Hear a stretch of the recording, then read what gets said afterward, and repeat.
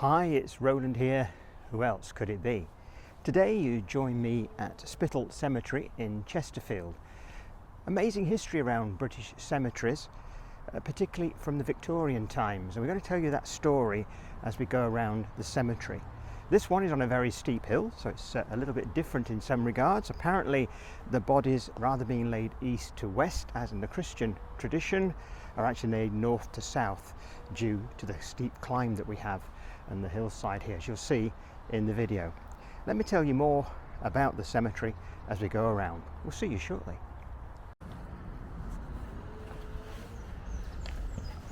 Spital Cemetery opened in 1857 and it covers 10.5 acres. There are many Victorian cemeteries and many of them are very park-like, as is this one. As we go around the cemetery, please leave a comment if you know someone buried here or share an interesting story about someone here. But back to the title of this video. Why did the Victorians build so many cemeteries? We need to know what was happening at the time with regard to British cemeteries and the burial of the dead if we're going to answer that question. There was a problem. Churchyards were full, and in 1839 it was said that British burial grounds had become a site of national crisis. A newspaper, the Bedford Mercury of 1846, mentions mattresses of malaria that were aggregated by the practices in the town, such as burying the dead in graves close to the streets and in confined spaces only fitted for a hotbed of maggots. Well, that sounds to me very unpleasant. Another issue was that not everyone was a member of the Church of England or Roman Catholic Church, and they didn't want to be buried in one of their cemeteries. Not all nonconformist churches had burial grounds, as well as space being required for non-believers. It became necessary to close burial sites, and more were required. Interestingly, the Burial Act of 1852 specified that no order, to cease burials that is, shall be deemed to extend to people called Quakers, or the persons of the Jewish persuasion.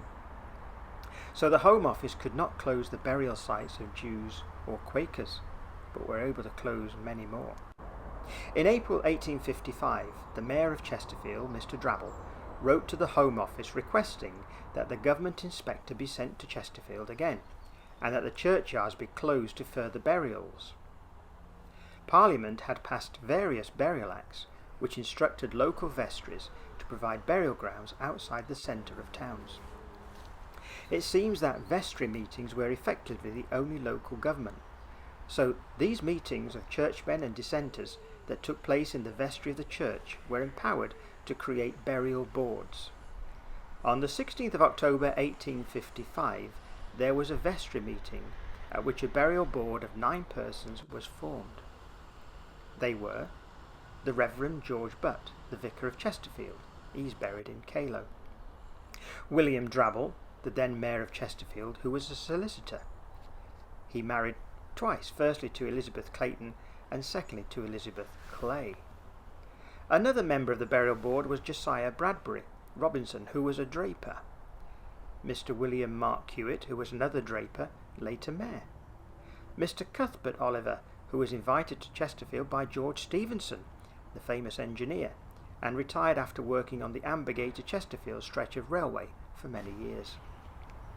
Mr. William Edwin Dutton, he was a draper and lace manufacturer and a Wesleyan. Mr. John Marsden, grocer and church warden, later mayor, and he has one of the more spectacular memorials in Spital Cemetery.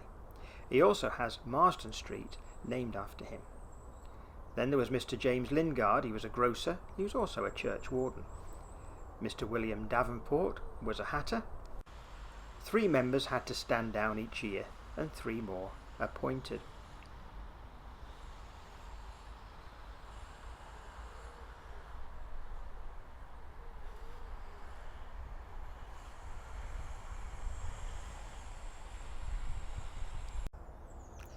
Well, I hope you're enjoying the video so far. I've just taken an opportunity to sit on one of these lovely seats here and to enjoy really the tranquility of this place. You can hear traffic and the occasional train. We're very close to Chesterfield town centre. Now, I'd like to ask a favour. If you haven't done so yet, please become a subscriber to the channel. It really helps the channel to grow. And if you give the video a thumbs up if you like it, that is appreciated too. And for those who'd like to say hello, leave a comment. It'd be great to hear from you. If you've got any stories or recollections about this or any other cemetery, you're very welcome to add them in the comments. And don't forget, if you click the notification bell, YouTube will let you know every time I upload a new video. So thank you very much. I hope to see you again very soon, but please continue to enjoy the video.